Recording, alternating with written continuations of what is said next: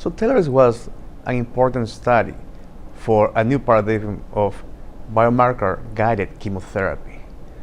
In the old times, we were over-treating patients, so we were offering chemotherapy to a lot of patients. So the question was, do we need to give chemotherapy to them? Can we select them, those patients who actually need chemotherapy? And that's what TAILORx does. Use the 21 gene assay to actually select patients that would benefit from chemotherapy and actually spare those who wouldn't benefit from chemotherapy. So TAILORx was a study that included 10,000 patients, and those who had intermediate risk recurrence score were randomized to chemo and endocrine therapy, which was the standard of care, versus the investigational arm that was endocrine therapy alone. And what is shown is that overall, endocrine therapy alone was non-inferior to chemotherapy combined with endocrine therapy in the intermediate risk group. Now, what happened is it's shown that in women younger than 50, they would benefit, or there was a sign of benefit of additional chemotherapy to endocrine therapy for those with intermediate recurrence score.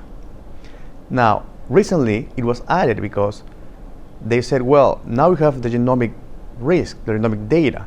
Can we make it better? What if we incorporate clinical data or clinical risk into the genomic data? And that's what it was actually updated by Josh Sparano in ASCO 2019. And it's shown that by addition clinical risk, by the tumor size or nuclear grade of the tumor, they found that it would provide extra information on prognosis. However, did not add extra information on prediction of chemotherapy benefit.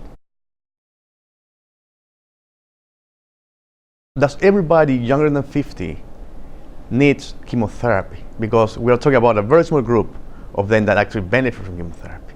And that's what we place into account to add not only the genomic, but also the clinical data. For instance, you may have a young lady, 30-year-old lady, with a low Oncotype DX, but you know that she's young and she has a very poorly or very aggressive breast cancer. The question is, her clinical data suggests that she has a poor prognosis. However, her genomic data, Oncotype, suggests she has a very good prognosis. So that's when it's combining. It's very important to combine not only the genomic data, but also the clinical data.